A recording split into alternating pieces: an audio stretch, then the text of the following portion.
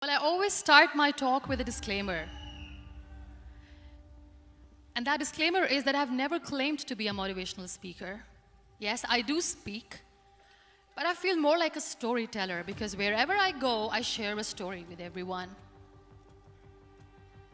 Well, it is a story of a woman whose perfectly imperfect life made her who and what she is today. It's the story of a woman who, in pursuit of her dreams and aspirations, made other people realize that if you think that your life is hard and you're giving up on that because you think your life is unfair, think again. Because when you think that way, you are being unfair to your own self. It's the story of a woman who made people realize that sometimes problems are not too big. We are too small because we cannot handle them.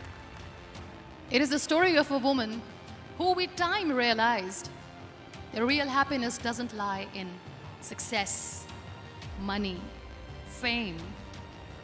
It lies within. Real happiness lies in gratitude. So I am here and I'm going to share the story of that woman. That is my story, the story of gratitude.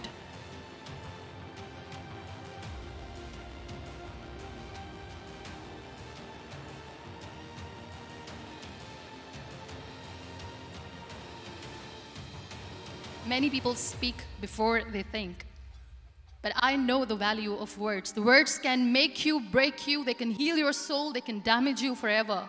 So I always try to use the positive words in my life wherever I go. They call it adversity, I call it opportunity. They call it weakness, I call it strength. They call me disabled, I call myself differently able.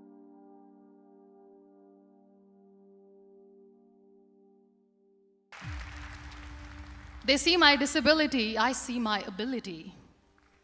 There are some incidents that happen in your life, and those incidents are so strong that they change your DNA. Those incidents or accidents are so strong that they break you physically. They deform your body, but they transform your soul.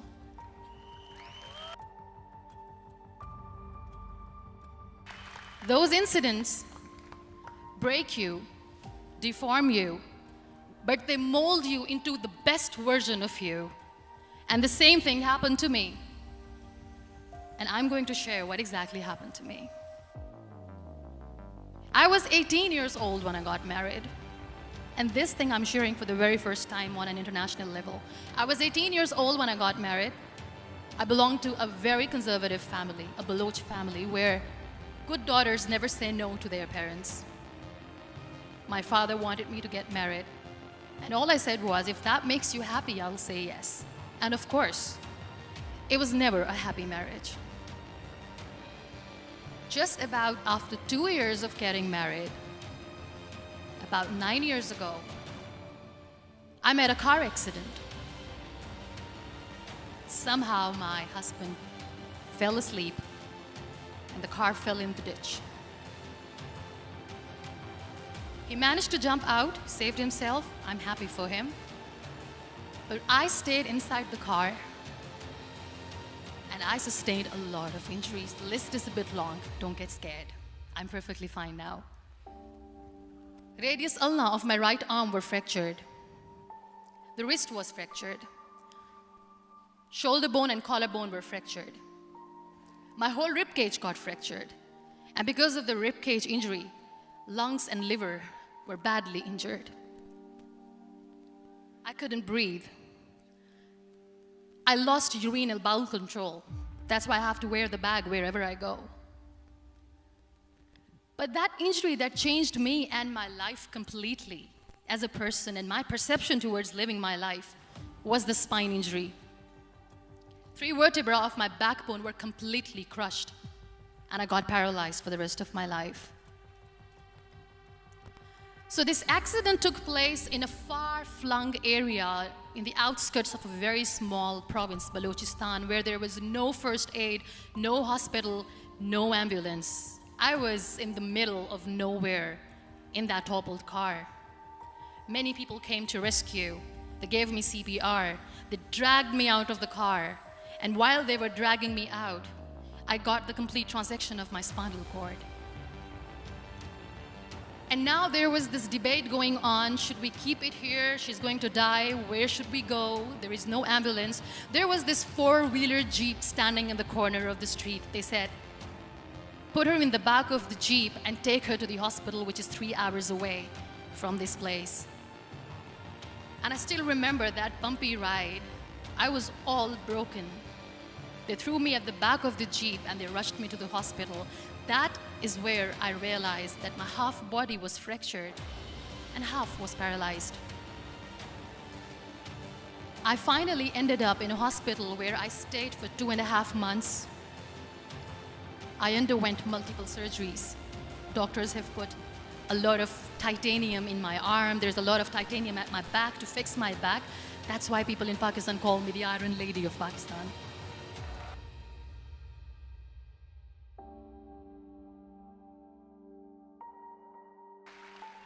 Sometimes I wonder how easy it is for me to describe all this all over again. And somebody has rightly said that when you share your story and it doesn't make you cry, that means you have healed.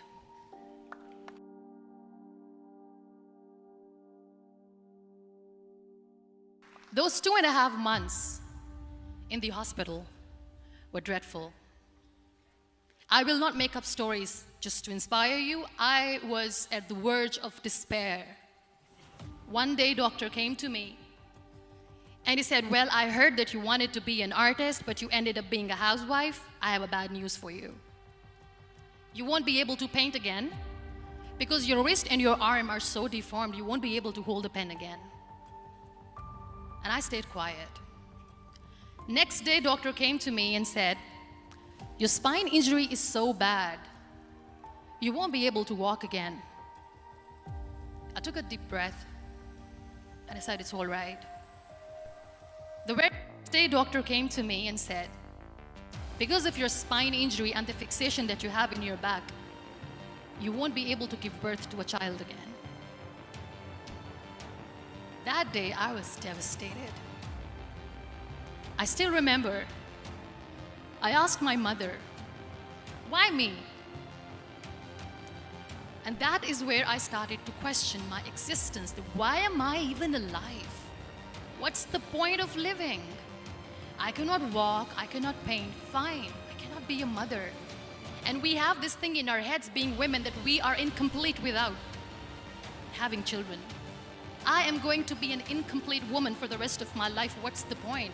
People are scared. They think I will get divorced. What is going to happen to me? Why me? Why am I alive? We all try to chase this tunnel. We all do this because we see light in the end of the tunnel, which keeps us going. My dear friends, in my situation, there was a tunnel that I had to roll on, but there was no light. And that is where I realized that the words have the power to heal the soul. My mother said to me, this too shall pass.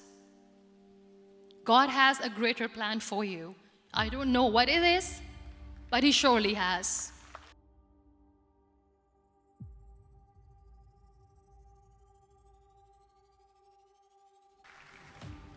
And in all that distress and grief, somehow or the other, those words were so magical that they kept me going. I was trying to put that smile on my face all the time, was hiding. It was so hard to hide the pain, which was there. But all I knew was that if I will give up, my mother and my brothers will give up too. I cannot see them crying with me. So what kept me going was, one day I asked my brothers, I know I have a deformed hand, but I'm tired of looking at these white walls in the hospital and wearing these white scrubs. I'm getting tired of this. I want to add more colors to my life. I want to do something. Bring me some colors. Bring me some small canvas. I want to paint. So the very first painting I made was on my deathbed, where I painted for the very first time. It was not just an art piece or just my passion. It was my therapy. What an amazing therapy it was. Without uttering a single word, I could paint my heart out. I could share my story. People used to come and say, "What lovely painting, so much color." Nobody could see the grief in it. Only I could. So that's how I spent 2.5 months in my hospital, crying, never complaining or whining, but painting. And then I was discharged, and I went back home. And I went back home and I realized that I have developed a lot of pressure ulcers on my back and on my hip bone. I was unable to sit. There were a lot of infections in my body, a lot of allergies. So doctors wanted me to lie down on the bed straight for not 6 months, for not 1 year, for 2 years. I was bedridden, confined in that one room, looking outside the window, listening to the birds chirping, and thinking maybe there will be a time when we'll be going out with the family and enjoying the nature. That was the time where I realized how lucky people are, but they don't realize. That is the time where I realized that the day I'm going to sit, I'm going to share this pain with everyone to make them realize how blessed they are, and they don't even consider them lucky. There are always turning points in your life. There was a rebirth day that I celebrated. After 2 years and 2.5 months, when I was able to sit on a wheelchair, that was the day when I had the rebirth.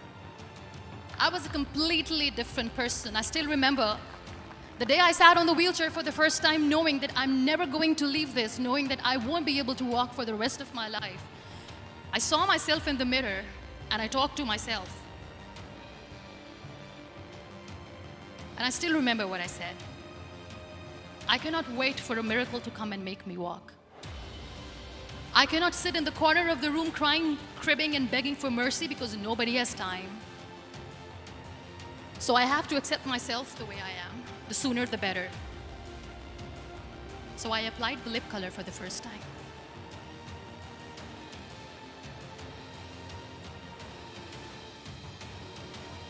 And I erased it. And I cried. And I said, "What am I doing? A person on a wheelchair should not do this. What will people say?" Clean it up. Put it again.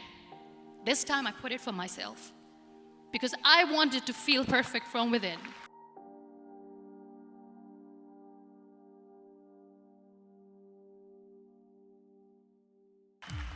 And that day I decided that I'm going to live life for myself. I am not going to be that perfect person for someone. I am just going to take this moment and I will make it perfect for myself. And you know how it all began? That day I decided that I'm going to fight my fears. We all have fears. Fear of unknown, fear of known, fear of losing people, fear of losing health, money. We want to excel in career, we want to become famous, we want to get money. We are scared all the time. So I wrote down one by one all those fears. And I decided that I'm going to overcome these fears one at a time. You know what was my biggest fear? Divorce. I couldn't stand this word. I was trying to cling on to this person who didn't want me anymore, but I said no. I have to make it work. But the day I decided that this is nothing but my fear, I liberated myself by setting him free. And I made myself emotionally so strong that the day I got the news that he's getting married, I sent him a text that I'm so happy for you and I wish you all the best. And he knows that I pray for him today.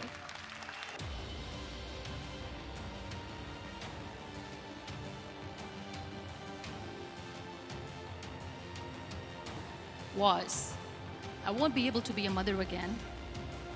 And that was quite devastating for me. But then I realized there are so many children in the world, all they want is acceptance. So there is no point of crying, just go and adopt one. And that's what I did.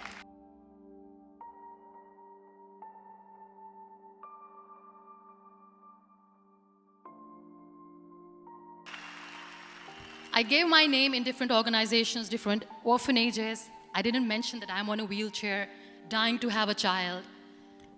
So I just told them that this is Muniba Mazari and she wants to adopt a boy or girl whatsoever, but I want to adopt a kid. And I waited patiently. 2 years later, I got this call from a very small city in Pakistan. I got a call and they said, "Are you Muniba Mazari? There is a baby boy and would you like to adopt?" And when I say yes, I could literally feel the labor pain. I said, yes, I am going to adopt him. I am coming to take him home.